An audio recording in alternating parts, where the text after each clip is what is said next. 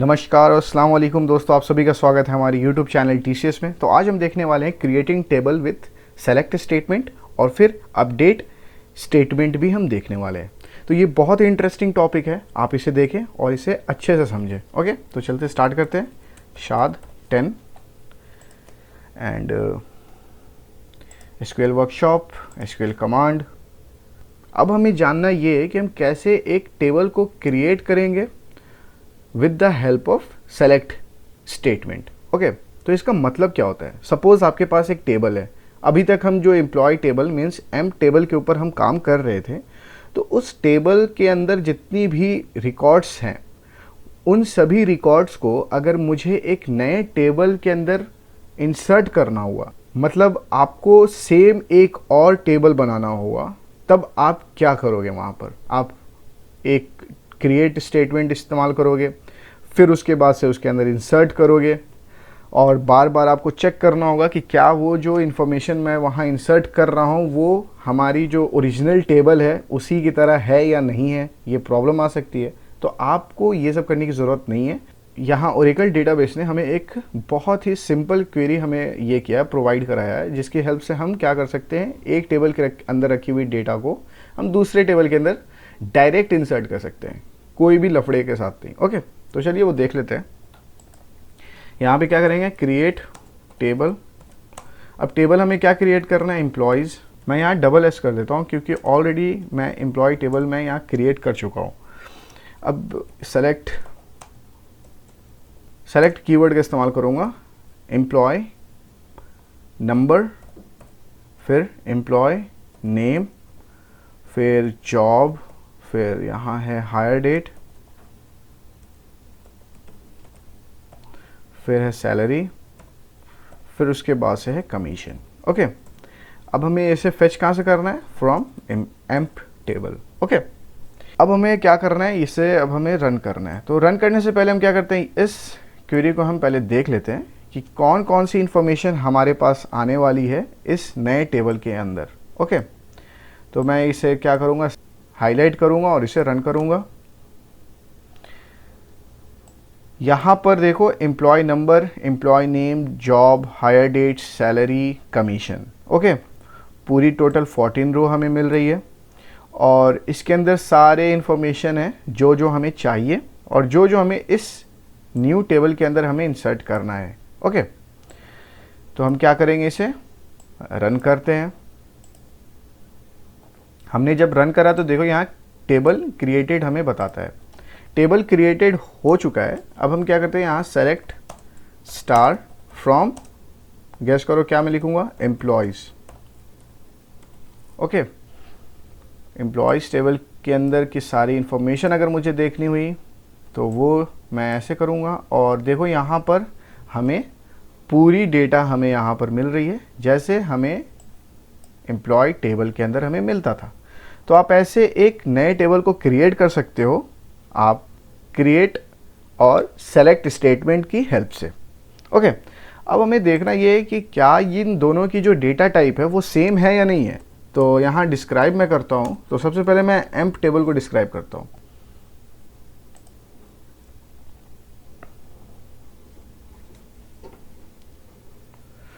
अब देखो यहाँ पर हमें क्या मिलता है, नंबर, वैरकर 2, okay, number, date and number, ये सभी हमें डेटा टाइप हमें यहाँ मिलता है। ओके, कौन कौन से, employ number, employ name, job, manager, hire date, salary, commission, department number.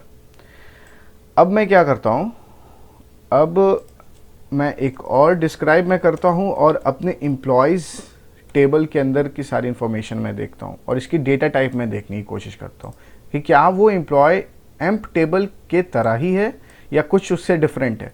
तो यहाँ देखो, एम्प्लॉय नंबर जो है वो नंबर है, एम्प्लॉय नेम वैरकर 2, जॉब भी वैरकर 2 ही है, हायर डेट इसकी डेटा टाइप डेट है, सैलरी नंबर है, कमीशन नंबर है। ओके, लेंथ वगैरह सब भी सेम है।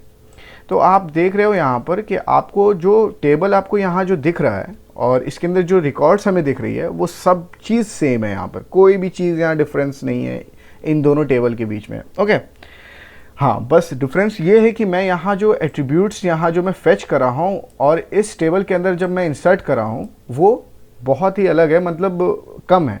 अगर आप एम्प्लॉय टेबल के अंदर जो एट्रीब्यूट्स देख रहे हो वो ज़्यादा है as compare to employees table के अंदर। तो अब हमें करना ये है कि अब मैं इसे रिमूव कर देता हूँ। अब इसे मैं फिर से रन करता हूँ। अब देखो मुझे करना ये है कि मैं employee number, employ name, job, hire date, salary, commission, इन सभी को तो मैं यहाँ रखता हूँ, लेकिन हमें एक नया एट्रीब्यूट चाहिए और उस एट्रीब्यूट का नाम मैं रखता हूँ स्टोर आईडी। ओके, और उस स्टोर आईडी की हेल्प से मैं क्या करूँगा, इन सभी एम्प्लॉयज़ को एक स्टोर आईडी मैं प्रोवाइड कराऊंगा और उस स्टोर आईडी की हेल्प से मैं समझ जाऊंगा कि वो एम्प्लॉय अभी किस जगह पर है और कौन से स्टोर पर वो अभी मौजूद है। ओके, तो हमें उस चीज़ के लिए क्या करना होगा, अभी तो मेरा एक टेबल यहाँ क्रिएट हो चुका है, ये जो नया टेबल हमें क्रिएट हो चुका है, लेकिन अब इसके अंदर हमें कैसे एट्रीब्यूट हम यहाँ इंसर्ट कर सकते हैं। तो यहाँ पर हम ऐड कीवर्ड का इस्तेमाल करेंगे जो हम ऑल्टर टेबल के साथ हम यूज़ करते हैं। तो यहाँ पे क्या करते हैं, alter table employees, okay, add keyword यहाँ हम यूज़ करते हैं और ऐड के अंदर हम क्या रखते हैं, ऐड के अंदर हम स्टोर आईडी हम करेंगे। ओके, अब इसकी जो डेटा टाइप होगी वो न्यूमेरिक होगी और ये नॉट नल होगा। अब देखो हम इसे रन करते हैं तो हमें क्या दिखता है। अब देखो यहाँ पे तो प्रॉब्लम आ गई, table must be empty to add mandatory, okay, not null column. अब ये क्या भैया, ये क्या लफड़ा यहाँ पर आ रहा है। लफड़ा ये है कि आप जब इसे रन करोगे, आप देखो जब एम्प्लॉयज़ टेबल को रन करते हो और इसके अंदर सारी डेटा जब आप देख रहे हो वो ऑलरेडी यहाँ पर फिल है।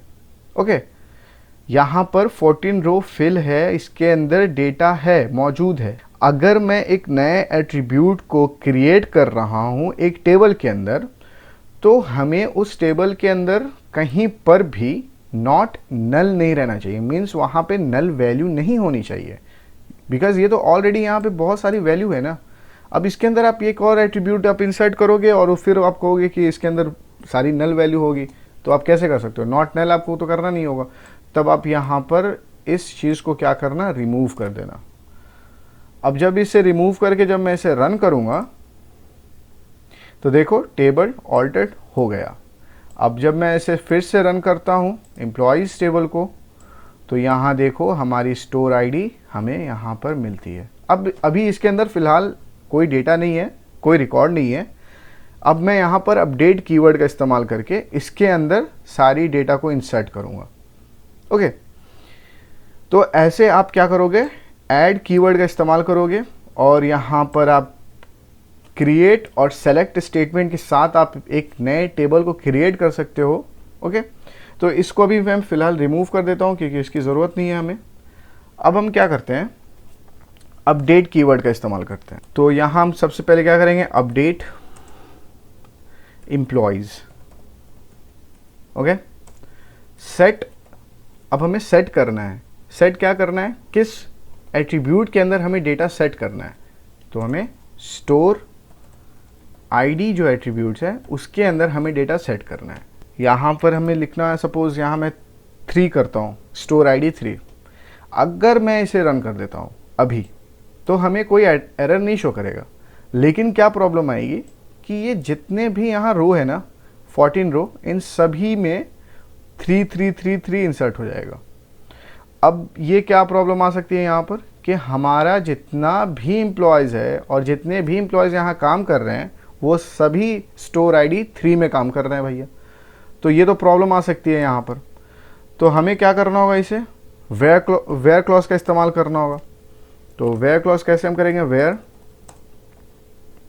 Employ name. मैं भी एम्प्लॉय नेम की मदद लेता हूँ और इसके अंदर इन क्लॉज का इस्तेमाल करता हूँ। इन, जहाँ किंग है वहाँ पर ब्लेक और फिर क्लर्क, ये जितने भी रोज हैं इन सभी जगह स्टोर आईडी 3 इंसर्ट कर दो। ओके, तो अगर मैं इसे रन करता हूँ तो देखो 3 रो अपडेटेड हमें यहाँ बताता है, 3 रो अपडेट हो चुका है। अब मैं फिर से क्या करता हूँ, इस टेबल को अगर मैं देखने की कोशिश करता हूँ तो यहाँ देखो स्टोर आईडी के अंदर जहाँ जहाँ किंग, ब्लेक और क्लर्क है वहाँ वहाँ स्टोर आईडी 3 इंसर्ट हो जाता है। तो ऐसे करके आप यहाँ पर अपडेट कर सकते हो। और अगर आपको वेयर क्लॉज का इस्तेमाल नहीं करना तो आप वेयर क्लॉज का इस्तेमाल नहीं भी कर सकते हो, कोई प्रॉब्लम नहीं है इसमें। ओके, और ऐसे आप यहाँ पर सेलेक्ट और क्रिएट टेबल के हेल्प से आप एक नए टेबल को क्रिएट कर सकते हो। फिर यहाँ ऐड के बारे में आपको मैं बता दिया अभी। तो ये वीडियो बहुत ही इंपॉर्टेंट है, आप इसे अच्छे से देखो, अच्छे से समझो। ओके, और इसके ऊपर आप जितनी प्रैक्टिस कर सकते हो वो आप करो। तो आई होप आपको ये जितनी अभी मैं बताया हूँ वो सभी आपको समझ में आ चुका होगा। तो अगर आपको कहीं पर भी डाउट है उससे आप कमेंट सेक्शन में पूछो, मैं इंशाल्लाह कोशिश करूँगा उसे क्लियर करने की। Okay, bye. प्लीज़ सब्सक्राइब और प्रेस द बेल आइकन।